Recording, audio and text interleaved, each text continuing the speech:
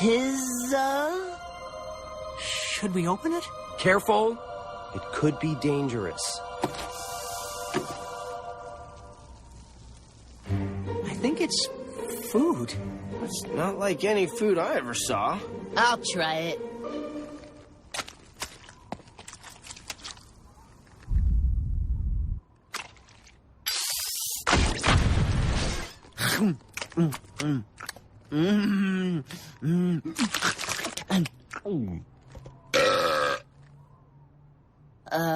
Yuck. You guys won't like it. I'll take the rest. No way! Back off. I never thought I'd taste anything better than worms and algae, but this is amazing. I love it up here!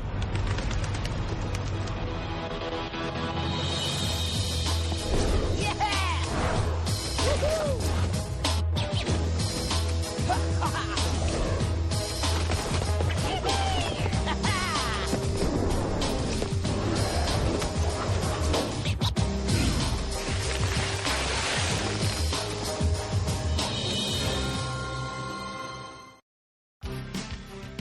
Welcome to the Turtle Power Podcast. Coming up straight from the sewers, this is your audio source for all the news, reviews, and insight into the world of the Teenage Mutant Ninja Turtles. Now grab a slice, tie your mask on tight, and enjoy this episode of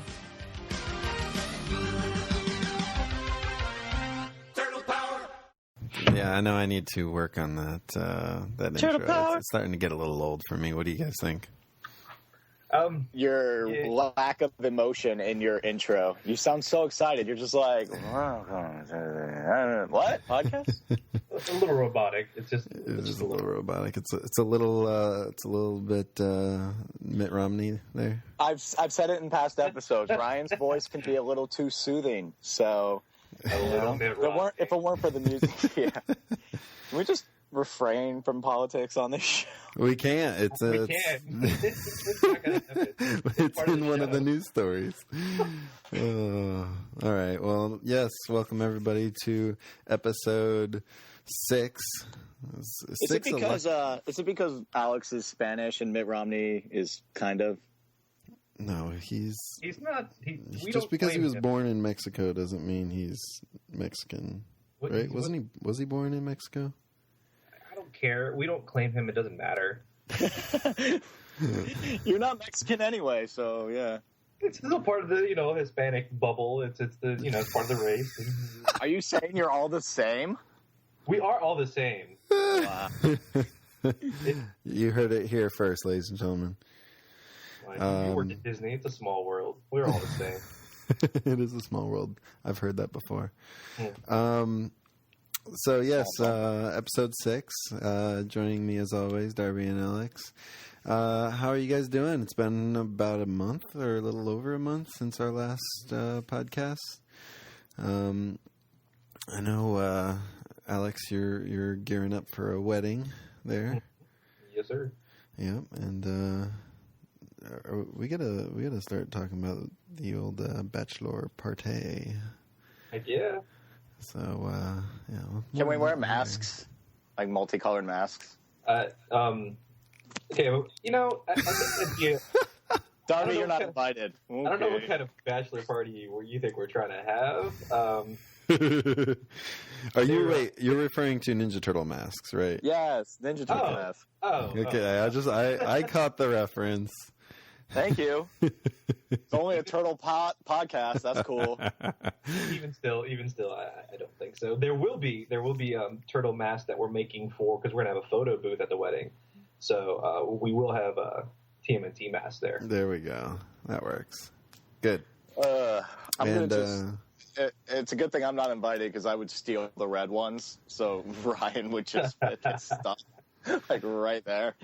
Hey, if everybody wears red ones, that one works for me too. So. No, I said I'd take the red ones. So then you can't. No! That's not very nice. You've been... Not a Darby, blue, I'll only a light blue one. You were just visiting the home of the Ninja Turtles, weren't you? Yeah, I was in New York City last weekend, and Ryan sent me a picture from the what was it, the TMNT Facebook page? Like, hey, look, we have a giant sign at Times Square. So when I figured out where that was, Ninja Turtles. So when I finally figured out where that was supposed to be, I found that they had taken it down, and then I was upset for about 10 seconds, and then I took 10 steps to the left, looked up, and saw an even bigger one. There you go. That I also, since it was my first time in New York City, I had to wear the infamous baby turtle shirt for my first time there. Yeah. So got a great picture of me standing in front of the giant one that they had set up. And also right in front of it, they were doing free hugs. On the Turtle, the TMNT podcast Twitter feed? What's that? Did you ever put that up on the... I posted the one up without me because I don't like the way I look in that picture. But fair enough. Also, I've been getting some stalkerish emails lately from some fans of ours. So anyway, they were doing free hugs in front of it. So I went up and I gave somebody a free hug, and my friend gave this guy a free hug. And then the guy pulls out, like, I don't know where he got them, but it's like he pulls out 2 giant free hug signs and then made us do it. So it's like, that's how they get you. They have the cute girls there for the free hugs, and then you go to give them one. It's like, now you have to do it. And it's like, outstanding. You clever people. Don't pretend like you didn't enjoy it. But I did eat pizza on Bleecker Street because Bleecker is just referenced so many times in the Turtle universe that I told my friend, like, look, I have to go eat pizza on Bleecker Street. It's not that it's known for pizza or that it's it's kind of a famous street, but I was just like, I have to go on this street. Like, I'll buy a pizza somewhere else and just sit on Bleecker Street and eat it if I have to. There you go. But I found a place close to Bleecker and Lafayette, this place called Two Boots. And the main reason I was drawn in there was because they had pizzas named after not actual celebrities, but fake ones. And their feature one was called the Ray Finkel. I was like, oh, obviously this is where I'm supposed to go and eat pizza on Bleecker Street. And it was so good. Such good pizza. I wish I had it now. Excellent. Well, that's good. Any new acquisitions for you guys? I'll let Alex go first on this one while I think about it. If you count YouTube as an acquisition, then yes.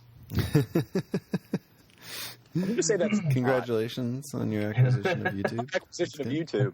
Not the actual acquisition of YouTube, but let me reword that. But I've just been rewatching the 03 series on YouTube. I just finished that. I actually was doing that last month when we were talking about some things, and I stopped at season, like, once they defeated the Demon Shredder and they went forward in time. I was like, I think that's where the series ends. There's no need for this season. Yeah. Yeah, there was and I'll mention it later, but I mean, that just Leo slicing Shredder's head off.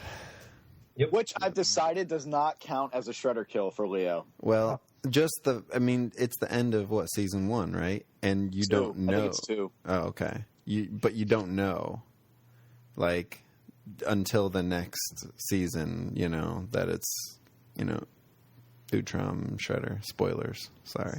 Still doesn't. Oh, I spoiled that in the first episode we were here. Yeah.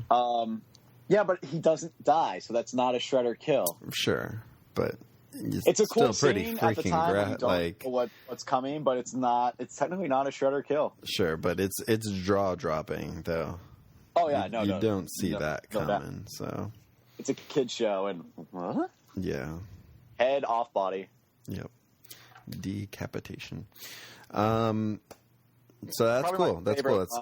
I mean, we will definitely do an entire show about that series. That series is what got me back into Turtles. Probably my favorite line Utrom Shredder ever said was when Leo's like, "But I killed you," and he goes, "You merely just separated my head from my body." No big deal. Oh, Shredder's got a point there, doesn't he?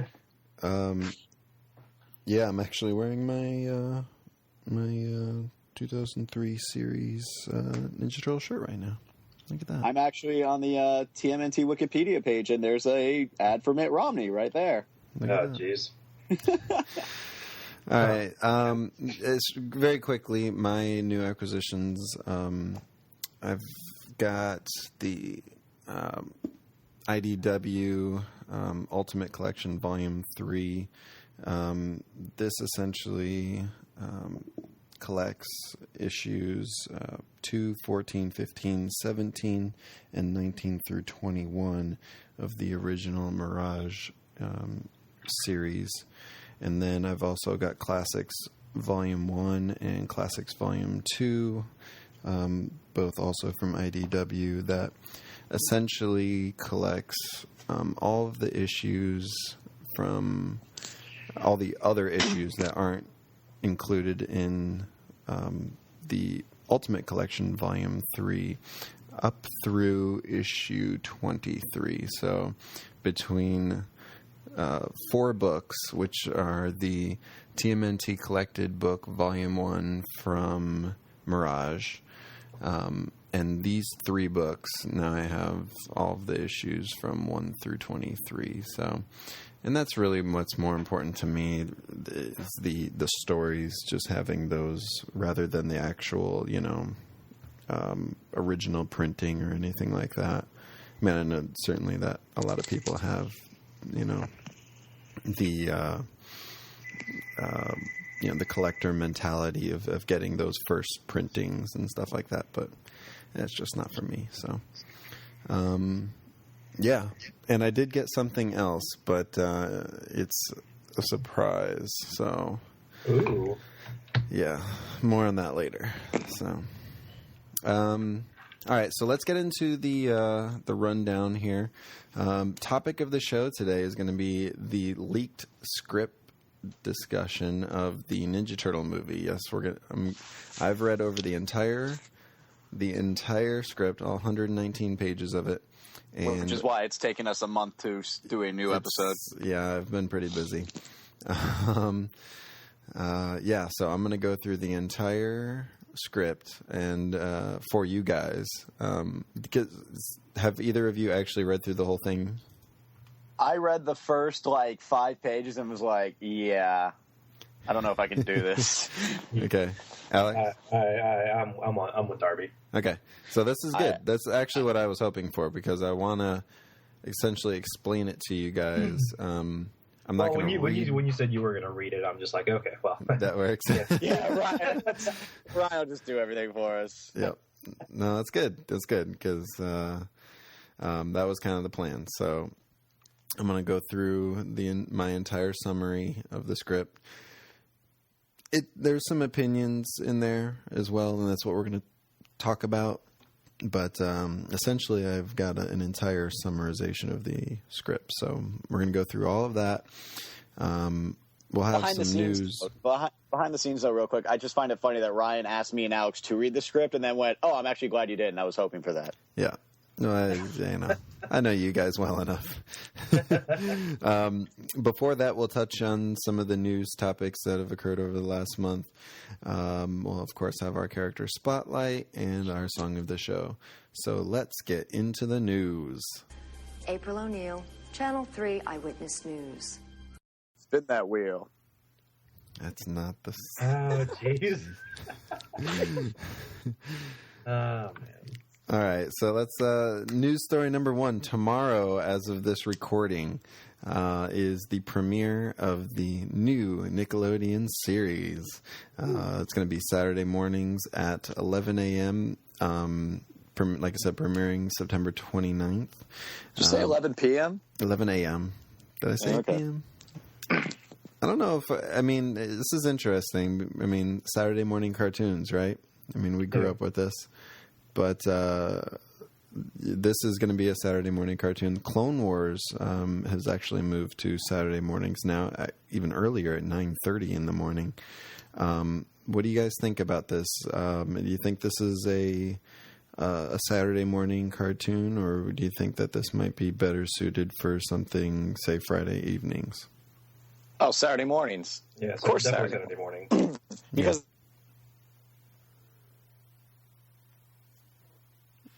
Hello, you there? Hello? Did we lose our... Oh. There we go. He's back. Okay. It's supposed to be a kid's show. Obviously, Saturday mornings is where kids should be watching TV. Friday night, sure. Nah, Saturday morning. Always Saturday morning. Yeah, I agree. I mean, it's clearly geared for kids based on just the animation, the script itself. I mean, the booyakasha. The booyakasha. It's geared for kids, man. So Saturday morning is perfect. Friday evenings, it wouldn't even fit. It just wouldn't make sense. And I think, with the 2003 series being Saturday mornings, I think that's also probably a good move. It like you said, it is made, is intended for kids. So I think they're probably doing a good thing with aiming for their target demographic. So, yeah, it's going to be interesting, getting up for Saturday morning cartoons again. So, you're waking up. I'm just recording it. Well, speaking of having it for viewing later, you actually can download these on iTunes. If you look for Teenage Mutant Ninja Turtles on iTunes, or we'll have a link in our show notes to the series. They've actually got some little preview videos up there right now that you can check out. But then there will be a season pass available for purchase. So anytime a new episode comes out, it automatically downloads for you. So it's pretty cool. There's been a lot of preview videos hitting the web, especially recently. I know, Darby, you were just looking at some of these. We've got, and Alex, you too. We've got a couple of videos. We've got the Turtles right before they go on their essentially their first mission. We've got how the Turtles are mutated. We've got, what else have we got? The first taste of pizza. The first first look of April with April O'Neil. Yep. Where Donnie is like head over heels. Yep. That's right. Hey! They're all teenagers. They're all teenage boys, and so far it seems like Donnie is the only one interested in women. Yeah, in interspecies dating, absolutely. Well, there's big female turtles, okay? Venus and Milo. Hey! No, there are no big female turtles. Let me just put it this way: more on that to come. No big female turtles. Yeah, so they were really putting out a lot of info about this. I mean, you essentially have the entire first episode probably between all of the clips that have hit the web. So, but everything I've seen so far looks great. Can't wait for Saturday morning. There's going to be 2 episodes that debut. Probably by the time you listen to this, they will have already have been played. So, hope you enjoy them. So. That was a great episode. Great, it was terrific. And we're gonna have to talk about this. Maybe we can do some episode recaps. Maybe after a couple episodes, we'll play. Maybe we'll come on and talk about that. So, give our opinions on the series. So. Anything else about the new series? You guys looking forward to it? Very, very much. Am I looking forward to this? Are you kidding me? Really? How long has it been since we've had Turtles Forever was a few years ago. I'm like, I need my fix, man. I need some new Turtle stuff. It's good to be a Turtle fan right now, for sure. You saw what happened after issue 13 of the comic came out. I was texting you for like all last week, like, when is 14 coming out? I need my 14. Well, that leads us into the next topic. Issue 14 is out, and it's very good, by the way. I've already read it. There you go. Since I'm the only one on the show who actually keeps up with the current comics, you guys are living in the past, man. I am living in the past. I'm the only current one. I need to catch up. I'm going to be doing some more travel for work here soon, so. When I do that, I plan on catching up IDW series because it's so good. Digitally. So, a couple episodes ago, I was really excited when the season 10 came out because I had the entire series. Yeah, I guess I should have seen this one coming because the entire original animated series is now going to be available in a box set. Which the box set is not a box; set. It's a party wagon. Yeah, yeah. So, no, I'm not going to get the party wagon. I already have a party wagon. I could put all my DVDs. Yeah, I could put all my DVDs into my current party wagon. Maybe I don't know if they'd fit, but I mean, there's some. I guess. There's a few bonuses that came out with the other DVDs. Like I can't remember which season it was, maybe 7, where they split it up into 4 releases, and each one came with a miniature Ninja Turtle figure. So, which I have those sitting on my desk.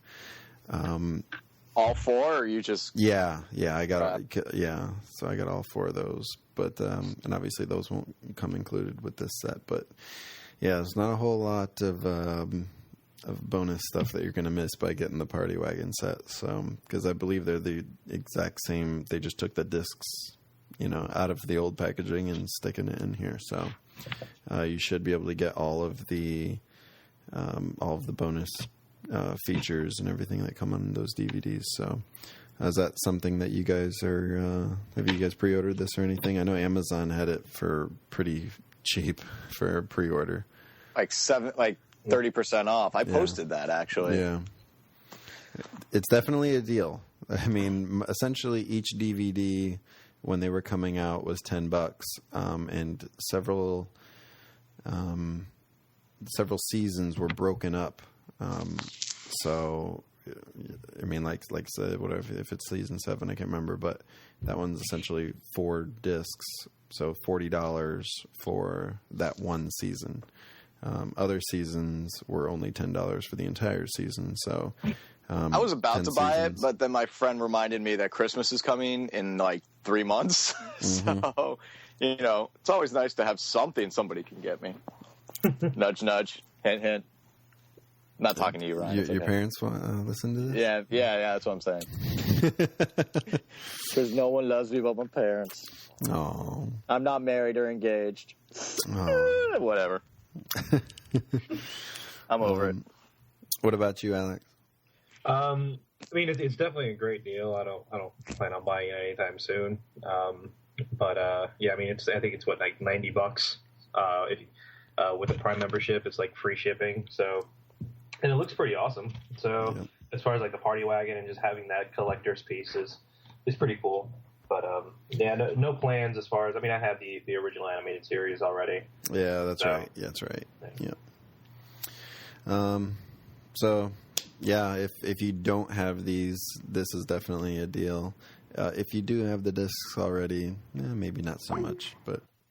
All right, so let's move on to this is we got to talk about this because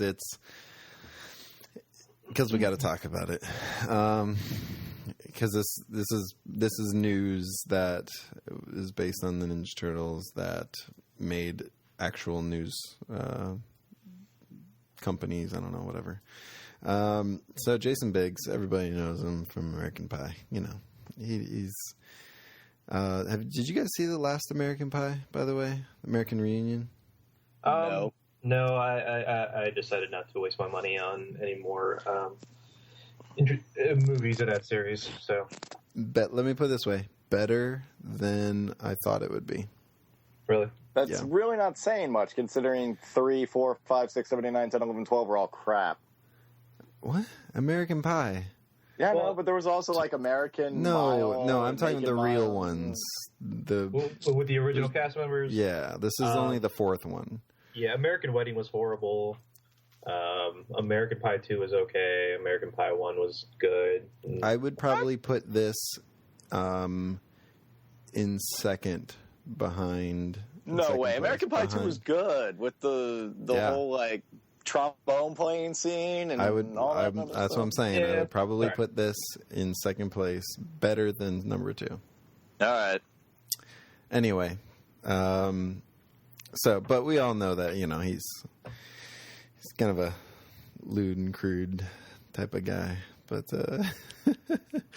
but anyway, he had some non-PC tweets on his Twitter account, and To say the least. Yeah. Now that's fine. I'm certainly one that's I'm not very PC myself, so I'm definitely a proponent of the freedom of speech and everything. So You're probably the most PC out of the three of us, though. oh, all right, that's fine. Whatever. Okay, that's fine.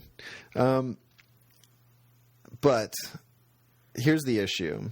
The official Nickelodeon Twitter account at Nickelodeon TV, they are a Twitter account that is geared, for kids. And when they publicize to their audience, which you got to imagine is mostly kids and parents, to check out one of their actors, their voice actors, Jason Biggs, to check out his Twitter account. Well, that's exactly what happened, and a lot of parents and such got upset. And we do actually have. Well, first, let's. What do you guys think about this? I think it was probably a lack of communication between Nickelodeon and Biggs and the TMNT. Really, I mean, folks I honestly- Nickelodeon. He has to know Nickelodeon is sponsoring his Twitter feed. I mean, He has to know that. I mean, I was going to say there's faults on both sides. Yeah, Right. Jason Biggs should know that they're, sponsoring his Twitter feed, but also Jason Biggs has to realize he's on a kid's show now. He's on a kid's show. He should be aware that that's going to happen, but also Nickelodeon should be aware of the stuff that Jason Biggs usually tweets. Yeah, I think that's probably. There's faults on both sides. Like, Yeah. Nickelodeon should have been like, "Hey, Biggs, we're going to be promoting your Twitter feed. Like, watch what you say for the next few weeks or so." or have like an actual Twitter feed for the cast itself. For each cast member, a separate Twitter feed from their actual personal one. If he wants to post whatever he wants on his personal feed, That's also Right. an option. Yeah. There was definite. That's what I really mean by lack of communication, in that this was not discussed ahead of time. That these options were not discussed, and they just went ahead and did that, and a lot of people got upset. And I mean, people were calling for him to be taken off the show, and a lot of craziness. People overreact a lot. Well, of course. yeah. I mean, each one of these parents probably talks, like sailors, in front of their kids at home. But if a star does it, or anybody else does it. The star of a kid's show does it. The star Right. of a kid's show does it. Yeah. We actually have a message here from one of our listeners. Janice wrote in and says, "I follow Jason on Twitter, and yes, he does have a raunchy mouth and doesn't really care what he posts. Nickelodeon maybe should have read his tweets before linking their site to him, but at the same time, shame on Mr. Biggs. He's now part of a huge cartoon show that is aimed at a younger audience. Kids are going to be excited to see what he has to say, same as the other voice actors. Did Nickelodeon even bother asking him about linking to his Twitter account? Seems to me that both parties were at fault, and there was definitely a lack of some form of communication." And that's, I totally agree. That's pretty much it. In a nutshell. Yep. So, but should he be fired from the show? No, I think that's definitely overkill. So He's Leo, man. I mean, if you're going to fire somebody, Mikey, You know what? I'm actually growing fonder of Greg Sipes. Yeah, it's not that I'm not fond of him. It's just for some reason. Aston and Rob Paulson, but I keep forgetting. What's his name? I keep forgetting the fourth guy. Greg Sipes. There you go. All right. There you go. Well, he was. He wasn't a. He is a voice actor now. He does a couple different series, but he before that he was a professional surfer. So, but he's probably the biggest Turtle fan as far as growing up with the Turtles and everything like that versus the three others. So. Oh, Rob Paulson. Well, didn't grow up with him, but you didn't grow up with him, but it's true. Good point. Good point. So yeah, this happened. It was it kind of blew up the internet a little bit, but I think it's died down now, and hopefully something like this doesn't happen again. All right, next news story. If there's any race car fans out there, America. America. Yeah, Jeff Gordon's going to actually be representing the TMNT on October 13th at a race at the Charlotte Motor Speedway. He's going to have a TMNT paint scheme on his number 24 car, and we're going to have we'll have a link to in the show notes to a picture of what this car is going to look like, and it's pretty cool. I liked it, but they definitely put the wrong turtle on the hood. No, I was going to say it's absolutely perfect. No, it's actually not perfect. No, I'll tell you why. I'll go first. No, not because Leo is the leader. No, sorry. No, it just doesn't work that way. Second of all, okay, Donatello, most mechanically inclined turtle. Right there. It's a mechanical race. Duh, Don, no brainer. Also, Mikey. Mikey is the fastest of the Ninja Turtles. In the 03 series, he was the first one to master the whole aura of speed, and he's always been the fastest and the quickest one. So wouldn't you want to put the fastest or quickest turtle on the hood of your car? Not really. I mean, when you want to be the leader of the race, I mean, that just kind of makes sense to be the leader of the Teenage Mutant Ninja Turtles. Yeah, but then you got some other dude who thinks he's Raph, challenging your authority and beating you in fights. I mean, he's going to bump your car, and Raph beats Leo when they fight. Well, I don't believe he's going to be racing against the Ninja Turtle monster truck, which is Raphael. So I don't think you have to worry about that. If I was another racer, I'd probably put a little Raph on my hood of my car and be like, yeah, you know what happens when Raph and Leo fight? Usually doesn't end well for Speaking of, you hear this, right, Alex? This is not me saying this, okay? Oh, jeez. Okay. Go ahead. Yeah, go ahead. What? You saw the training session. Raph beat Leo in the training session fight. Although I still think Leo was holding back or he was overconfident. I don't know. Yeah, in the 03 series, at least in season 1, Leo pretty much owned Raph every day. But by the way, I'm just saying it right now. If he crashes that car and doesn't finish the race, you're not going to hear the end of it from me. I'll kill Jeff. I will kill Jeff Gordon. I'll take screenshots of the car getting towed off the track and be like, "Hey, Alex, remember when this happened?" Jeez. It's the new wallpaper on my phone. Another Ninja Turtles sports crossover, if you will. The Florida Marlins, or Miami Marlins now, I guess, right? Yep. They had themselves a TMNT day. I guess this was earlier in September. It was a few weeks ago. And we'll have a link in the show notes to some pictures and everything like that. But the TMNT, the new TMNT characters, for lack of a better term. From the Nickelodeon Hotel? Yes.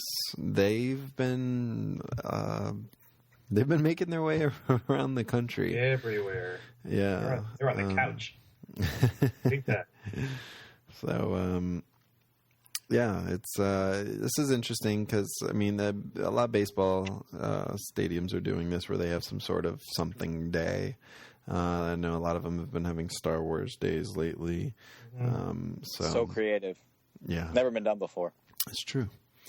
I just wish it wasn't the Marlins. I hate the Marlins. Yeah, I know. Well, they're not good. They actually lost the game on TMNT Day.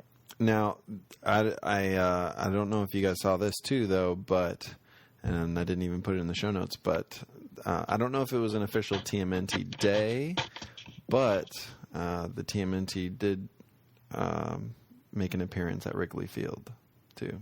So, can't remember who it was, but one of the Turtles threw out the opening pitch. So maybe the Turtles should start visiting teams that are actually, good. Okay, now see. Alex, Ryan, you can vouch for me. Alex, I'm a Cubs fan, but they suck. Hey, it's rebuilding here. I'm so mad at Ryan's family for making me a Cubs fan when I was a little kid. So mad. They're still rebuilding. It is rebuilding here. Yeah, they've been rebuilding for like 102 years. Yeah, it's been that long. 104 years. There you go. Thank you for proving my point more. By the way, it was Leo that threw out the first pitch. There you go. Yeah. It was Leo. No wonder, because they suck. Okay. All right. Let's move on before this gets hostile. Some additional things to check out on the interwebs. We'll have links to all of these in our show notes. This was a thing that was put together by the community over at mutantooze.org. They have essentially made a voice comic. It's a YouTube video where they will have each panel, and they have various members of the fan community over there voicing, essentially reading off the text bubbles. So pretty cool. That that's TMNT fan community overall is known for its creative endeavors, whether it's something like this or fan art or any of the various stop motion. Have you guys seen any of the new stop motion videos that the promotion with Target? I don't know if you guys have seen any of these, but you can get to that from the official Ninja Turtles website. Yeah, it's pretty cool. Additionally, over at the main Turtles site are the motion comics that are being put out by Nickelodeon in preparation for their new series. Check those out. And also, this is a pretty good article, the 25 greatest moments in TMNT history. This is put together by one of the writers at adventuresinpoortaste.com. That's a great name, by the way. I actually liked that article. I read that, and I learned about a bunch of things that happened that I wasn't even aware about. But I was a big fan of reading that. Yeah, this person obviously knows their stuff. Maybe we can get them on to the podcast sometime in the future, and have them talk about some of these greatest moments in TMNT history. So he doesn't seem to be the biggest Donatello fan, though. When he and really, who is? Oh. Right here, buddy. Peter Laird. Peter Laird. You might have heard of the guy, Peter Laird. Big Donatello fan. I know. I was just giving you a hard time. Yeah, I can fight back though. He's a scrappy little He's guy. Scrappy. I'm sprightly. I'm wiry. Wiry. Wiry. And I just remembered something. Going back to when we were talking about the new series and some of those videos, did you guys see the one with where Mikey busts out his new weapons? Yes. Yeah, I was the one who posted that when the video came out. There you go. Just gonna keep talking about the stuff I do. Take credit for everything here. All right. I'm the only one who does anything anymore. I'm the only one who Hey, not the only one. Come on. I gotta try. Yeah, but All it was right. pretty awesome how he kind of turns his nunchucks. Does he connect them? Because it almost looks like he connects the nunchucks with them. That wasn't very clear. It seemed like his normal nunchucks kind of transformed into Bonrai. Mm-hmm. Yeah, like how'd the chain extend so long? Like that's the part that I don't necessarily understand. I get They're hiding inside his hollow nunchucks. The blade is also hiding inside of his nunchuck, so I don't know how you fit all of this stuff in there. You've seen it in Turtles Forever. Like details. Donatello can just make whatever he wants. Science isn't about just facts, you know. This is approaching more science fantasy than science fiction. I don't know, but hey, details. You know, details are important. That's what the 87 Donatello said. He was just like, whatever. I'm just see this flashlight. I'm going to make a trans-dimensional portal stick out of this flashlight because I'm that awesome. Yeah. Turtles Forever. Okay, so let's go on to the topic of the show: the Ninja Turtles leaked script discussion. Now, this hit the web. It hit one site. I can't even remember the site it was because it hit the web while I was at Star Wars Celebration 6 here in Orlando, and then your IM just got blown up by me being like, Ryan. Well, no. Again, Google beat you. But you didn't check it in time. I didn't check it in time, and I didn't. When I finally went to go download it the following week, it had already been taken down. But some of the good folks over at the Technodrome were gracious enough to provide it to me. So shout out to the Technodrome forums and the great fan community over there as well. Let's start at the beginning. Now, I got to take some water before this. Hold on. Because I got 8 pages here, but it'll probably go by a lot faster than I think it will. Hopefully. Let me note a couple things before we get started. There's some foul language in the script. I don't know if they plan on having this kind of language in the actual movie or not, or if this was just something that the writers Andre Nemnick, Nemnick, I guess it's Nemnick, and Josh Applebaum.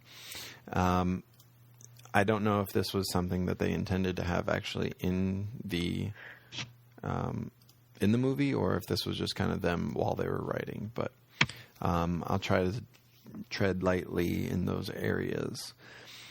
All right, so let's start from the beginning. All right, so introduction. We are introduced to a Colonel Schrader. Nothing yet. Okay.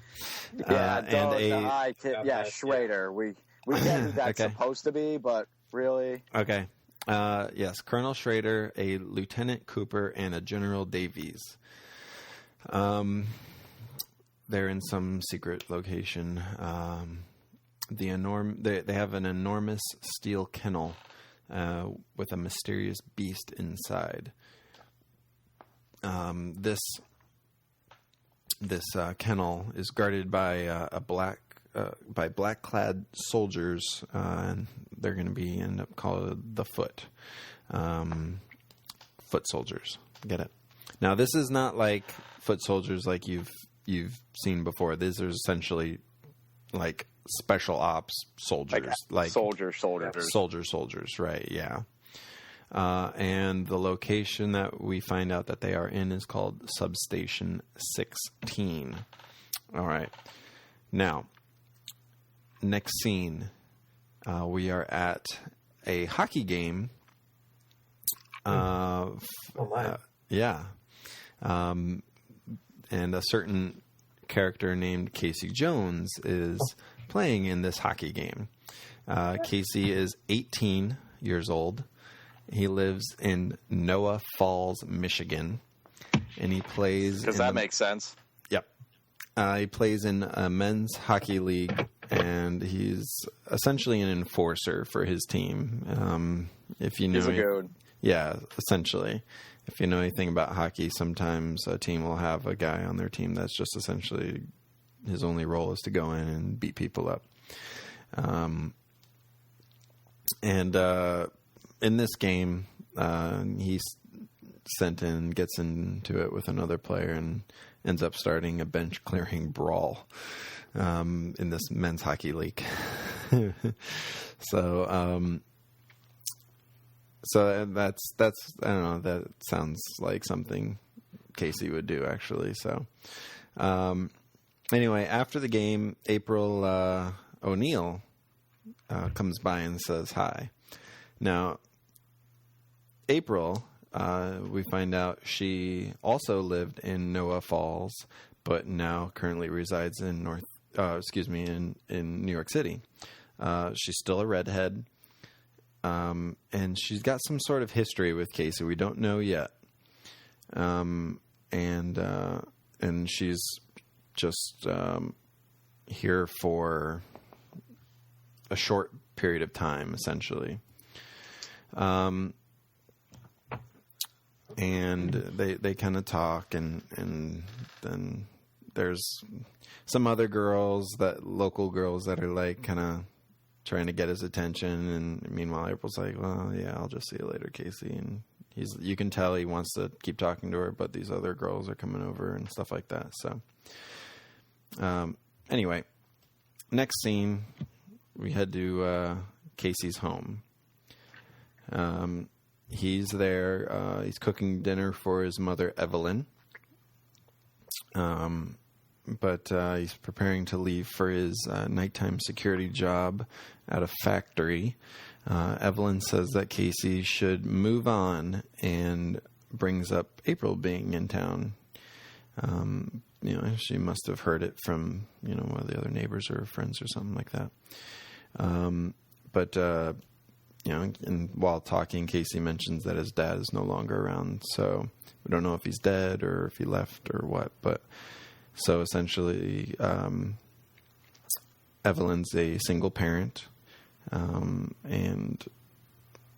but at this point, it seems like she must be a little bit older, because it seems like Casey's hanging around to take care of his mom more than his mom's taking care of Casey. So, or she's sick. Yeah, maybe we don't know.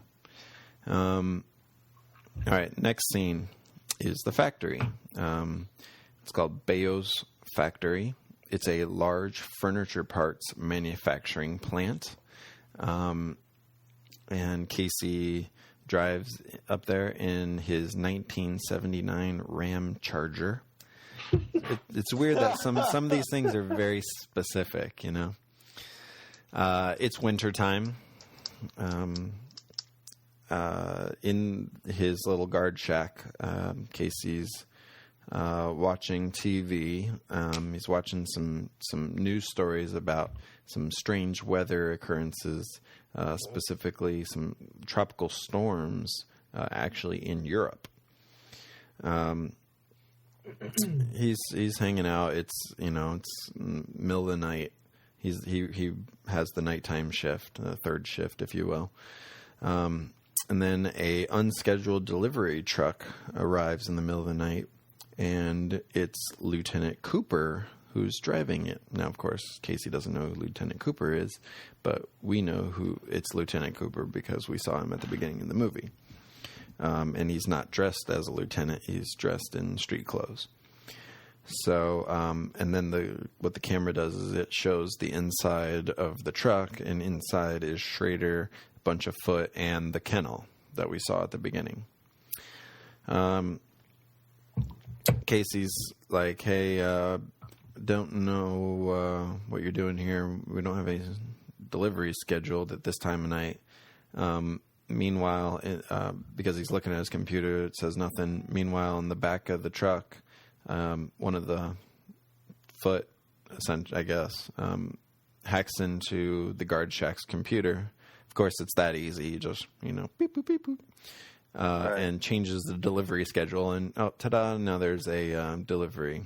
And Casey looks back and sees that there is one now. And he's like, oh, okay, that's weird. All right, yeah, go on through.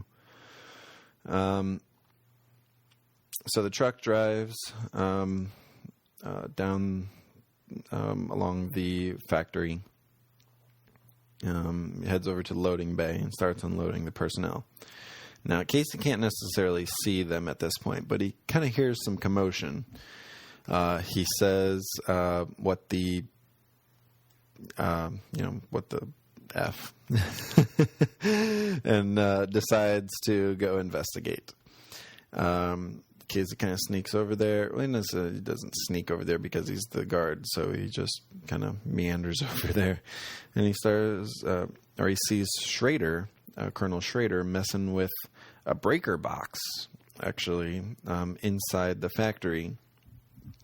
But as he sees Schrader kind of messing with it, all of a sudden, the breaker box, opens up, and there's, in fact, some sort of next-generation voice recognition control station underneath it.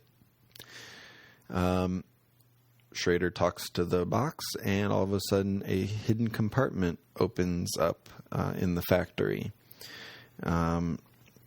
Casey attempts to go closer, but is stopped by the headlights of the truck that was originally there, and the truck is taken off. It almost hits him. Casey kind of has to jump out of the way and everything like that. Truck takes off, but Casey does note the license plate number, and then heads back inside the factory, but it's empty. You can't find anybody. Looks back at the truck as it's still pulling away, and the license plate number has changed on the truck. And for some reason, there's no tire tracks from the truck either in the snow. So now I want to pause right here and notice that you guys haven't really said too much. So it's kind of got you guys locked in at this point. I do want to mention that there are parts of this that are good. There are parts of this that are not good. And we will get to all of this. But I just wanted to kind of mention that. So it's really just your voice, man. Yeah, really. I told you, it's so soothing. Thank you. Honestly, so far, yeah, I mean, it's exactly what I thought it was going to be, which is crap. But continue. It's not a Ninja Turtle movie at this point. No, it's not. All right. And we'll discuss this more at the end too. But I just have to point this out right now. Schrader, really? I know. Just go for it. Just go with me here. Okay. So,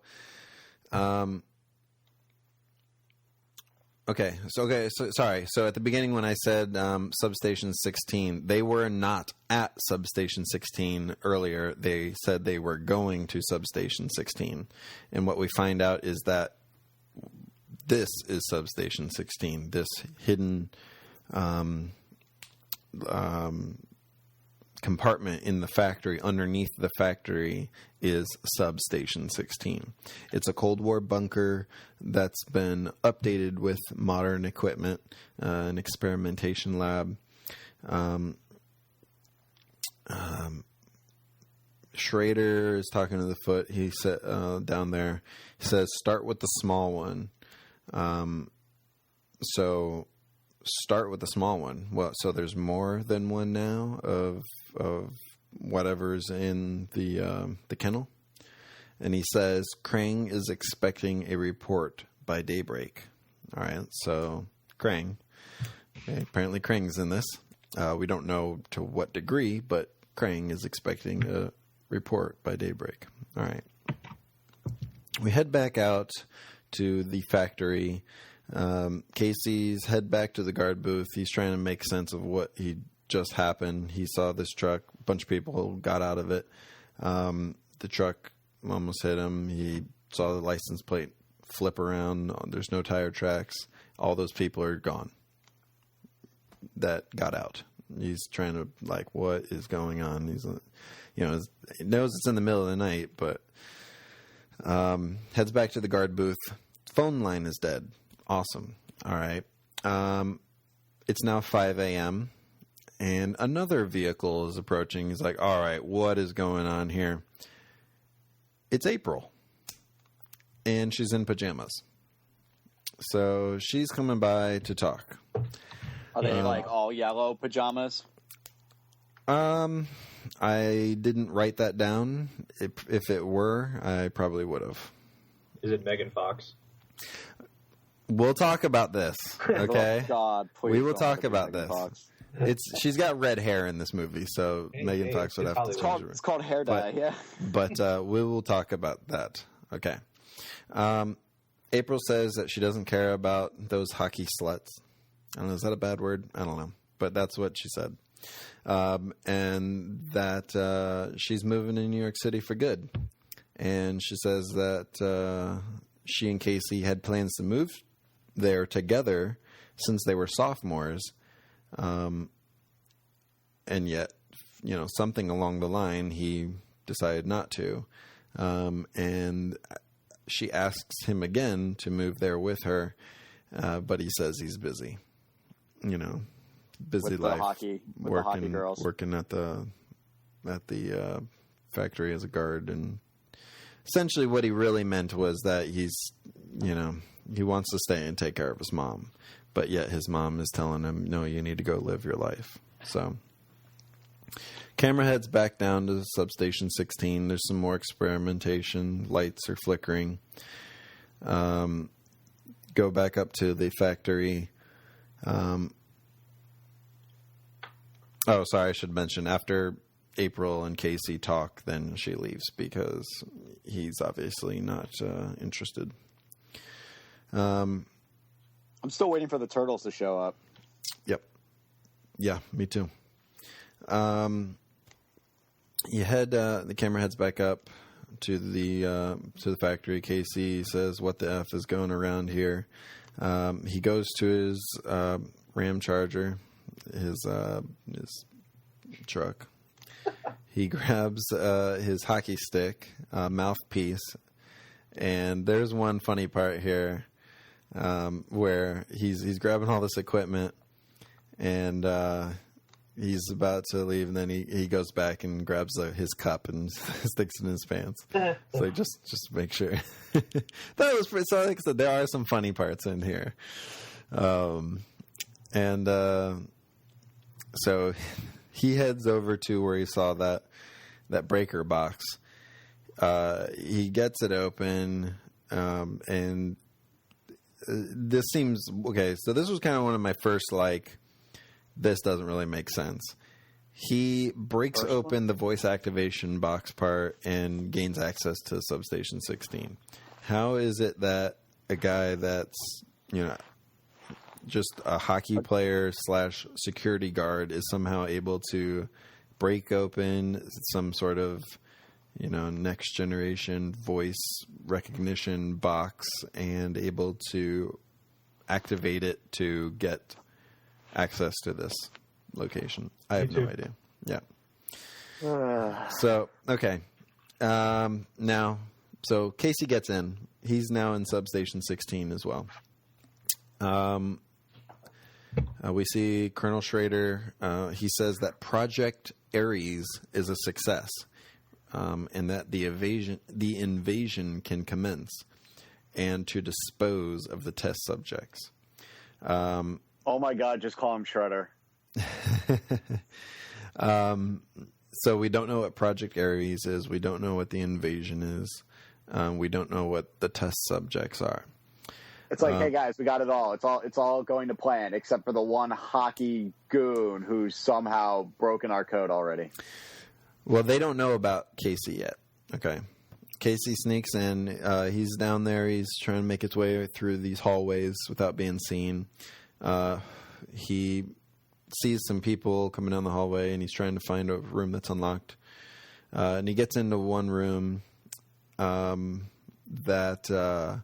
so he turns around. Inside are 3 6-foot 6-inch tall anthropomorphic turtles. Anthropomorphic. Yep. So the turtles are 6'6" now. Yes. They're shackled to enormous freestanding solid steel pillars. They're battered and bruised and bloodied. Looking pretty weak, essentially. Casey sees this and he's, WTF. He approaches cautiously and sees that they're all pretty bad. He offers one of them some water. We're told in the script that the one he's talking to is Leo, but we don't know this. Just looking at it. Anyway, Leo is shackled up and yet somehow grabs Casey's watch off of him, throws it at a table. A scalpel flies in the air toward who we're told is Raph, who then is also shackled, kicks it up to Donatello's hand. Wow. Oh, this is absurd. They're all chained somehow they're all chained, and yet they're still able to do this. Don opens the restraints with the scalpel and frees himself and tosses it over to Leo. Quickly, all 3 of them are free. Okay. Could have escaped whenever we wanted. Yep. We were just hanging out, having a good time. Standard amazement by Casey, followed by wisecracks by the turtles. Is that what the script says? No, the script actually says what they say. Okay, yeah. So anyway. But it's standard, Notes version, yeah. Okay. Kind of weird since they were all just, battered and bloody and beaten so bad, and yet now they're like, wow, that was easier than it looked, or something like that, Yeah. So the next thing that happens is a bunch of foot soldiers come in, once again, not ninjas. They burst into the room and start firing their guns at the 4, the 3 turtles and Casey. And then Raph and Leo take out all the foot soldiers. And then Casey says, "You know Kung Fu?" And Raph says, "What do we look like? Cartoon panda bears?" I'm not so sure how I feel about this. All right, so the 4 then leave the room. The turtles take out more foot, and we find Mikey. He's the one that they've been experimenting on. He was the one in the kennel. The smaller one? Yeah. So they grab Mikey and head for the elevator to head back to the surface. The foot are firing into the elevator, which the elevator doesn't work, of course. And they can't, even though they're special ops guys, they can't shoot turtles trapped in a metal box. That doesn't work. Oh, no. No, the bullets are starting to come in the elevator, but that's okay because Leo holds up Mikey as his shell is used as a bullet shield. What a dick move! And that is why he is here. Thank you. I'm grabbing my youngest brother and using him as a bullet shield. Wow, that's like something Raph would do. Oh my god! So Mikey kind of wakes up. Mikey's unconscious through all of this, by the way. That's even better. This movie's actually moving up now. Yeah. That just did it for me. Mikey kind of wakes up and he's like, "What's going on?" I'm being shot by bullets. What's that? And Casey's like, what? Your bullets, resistant or whatever. You're bulletproof. He's like, more like bullet resistant or something like that. He's like, I can still feel it, but it does, kill me. Yeah. And Leo just knows this. Leo just knows that Mikey's bulletproof. Apparently. So Leo goes, "Now's not a good time, Mikey. Better go back to sleep." So Mikey goes, okay, and then he just goes unconscious again. Yeah, because, getting shot at isn't going to really someone to stay awake. Yep. Whoa! This just became my favorite movie ever. So Donatello in standard Donatello fashion, breaks into the elevator controls, ties some wires together, and all of a sudden the elevator takes off to the surface. See, they're dead without Donnie so many times. They're dead without Leo because he's the one that grabbed Mike and used him as a shield. Thank you very much. Or they're done without Mikey because Mikey's the shield. All right, so... Is Leo going to throw Mikey like Captain America throws his shield? No. No, you but say it at this point, I have a note here. As I was reading through it, what it feels like, Casey, at this point in the film, seems very similar to Kino in TMNT 2. Yep. Okay. And even if you're reading through the script, you even get more of that sense. So anyway, but no, you were just asking about Mikey. Does he get thrown? No. Raph throws himself at a wall, but right as he's about to hit the wall, he goes into his shell, and essentially the wall explodes as Raph's shell comes flying through. That's actually pretty cool. That's actually blasting through like a bowling ball. And the foot soldiers located on the other side of the wall go down like bowling pins. This is what it says. Okay. Well, it's funny, too, because when my friends and I were watching all four of the movies, she was like, why don't they ever go in their shells? Like, Mikey did it once and Leo did it once in 4 movies. Because special effects aren't that good back then. Whatever, Mikey going in his shell looked better than Leo going into his shell, and Leo went into his shell in the later movie. Yeah. But I mean, like, in the 4th Turtles, they never went in their shells. No. Cartoon series, they never went into their shells. Yeah, that's true. Okay, so there's some more fighting. The foot are getting to the surface.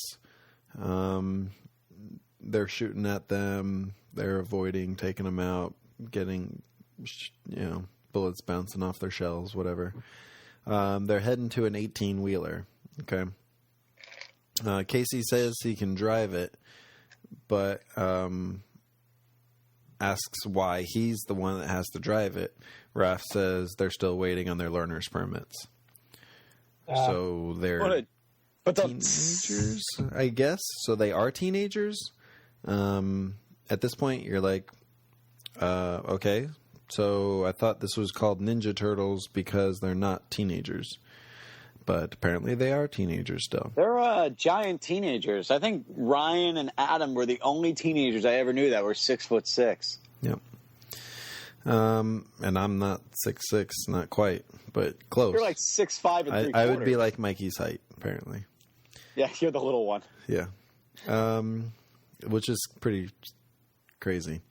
So there's some more fighting. Don grabs a fence pole and uses it as an impromptu bow as he brings Mikey to the truck.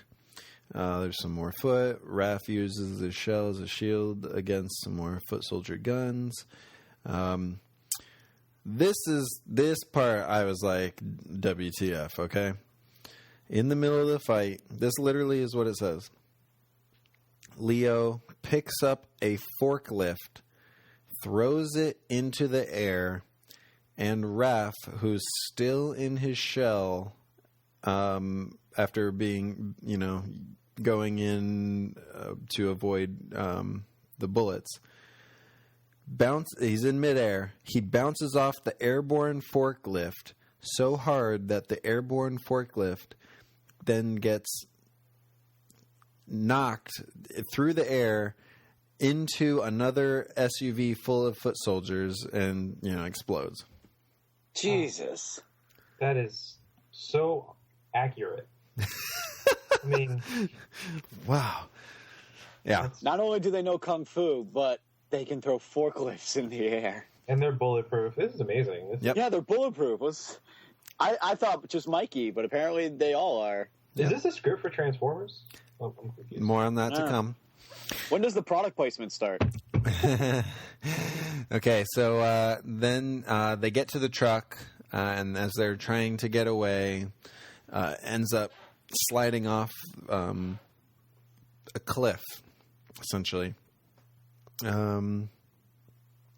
Some various crazy special effects and fighting as they're sliding down the mountainside, including Raph luging like underneath the truck, and because there's some other Humvees and stuff that are going down the cliff, going after him, full of foot soldiers.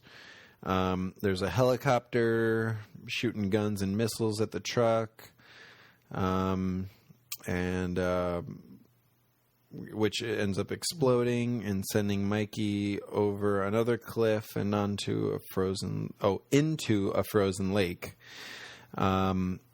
So, and the turtles all see this and they're like, "Oh no, Mikey!"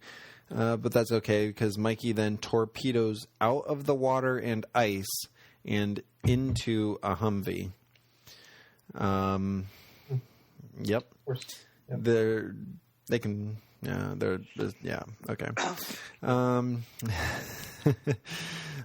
So eventually the turtles and Casey get to the Humvee and go to take off.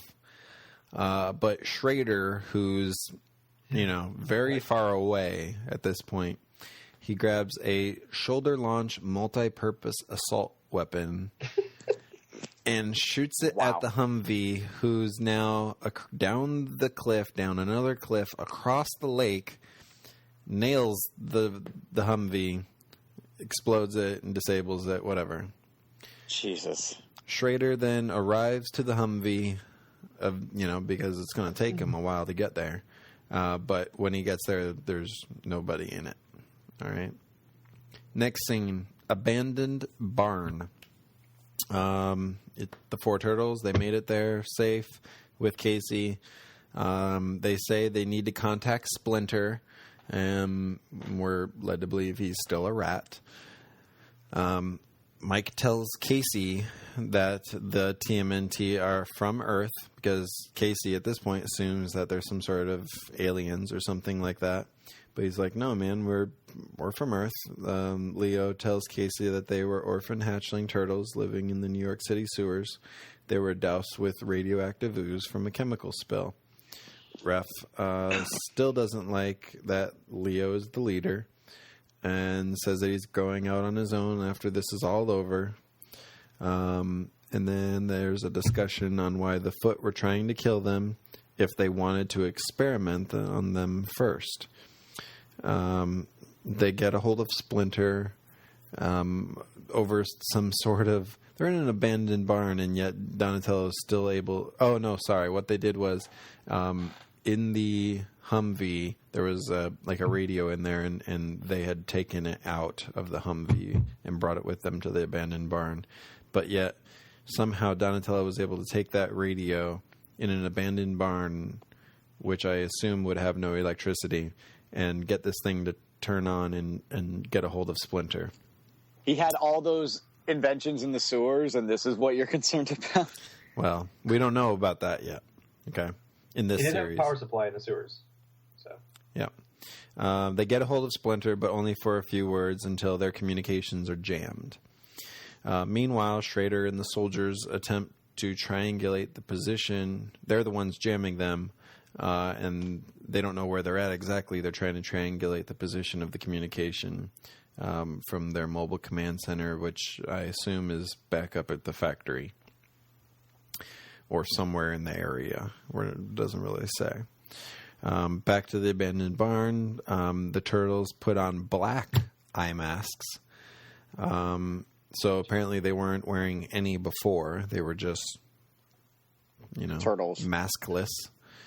And then Raph somehow makes the four turtles their weapons using stuff found in this abandoned barn. Like he makes sais and swords and nunchucks. Who did that? Raph.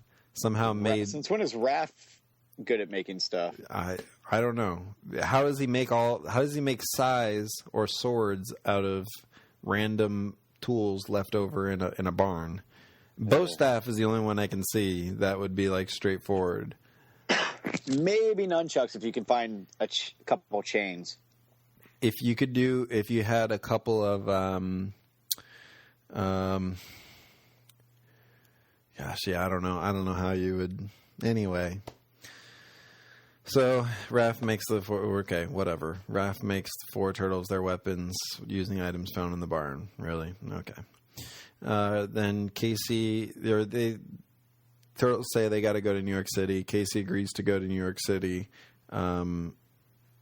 but only if the turtles. He needs to be able to tell the turtles apart. So he goes over to a blanket and rips some strips off of it, 4 different colored strips, and tells them to wear those colors instead, so he can tell them apart. That's lame. So that's how they get their 4 colors in this. That's movie. lame. That's creative. That's very creative. Yes, I like it. That's so lame. All right, but they're like, well, how are we going to get back to New York City? I mean, 4 gigantic turtles and a dude who have some sort of military unit trying to go after them, plus the fact that they're giant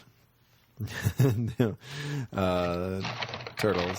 How are they going to get there? How are they going to get back to New York City? Well, Casey comes up with the idea to go get April to bring them back to New York City.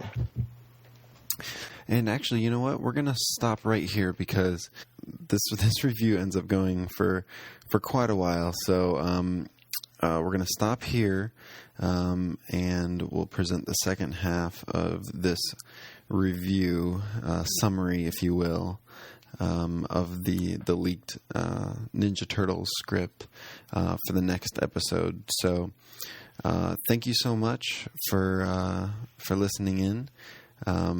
Make sure you check out our official website. That's www.TurtlePowerPodcast.com. You can get all of our episodes there. You can also just search for us on iTunes, Turtle Power Podcast, Facebook.com/TurtlePowerPodcast, or you can follow us on Twitter at TMNT Podcast. And if you've read the script or anything, and if you'd like to share your thoughts on it, go ahead and send us a message through any of those outlets or through email at turtlepowerpodcast@gmail.com. And also, due to the magic of editing, I'm recording this now after the premiere of the animated series, so it's good. I like it. I'm looking forward to seeing where they're going to go with it. Also, if you'd like to share your thoughts on the show, please send us some feedback, and we'd love to share it on the next episode that we record. Also, I'm pretty sure this was the first time that there's been a explanation of the origins of the turtles' first tasting of pizza, so that was pretty cool. Anyway, thank you so much for listening, everybody, and we'll talk to you soon.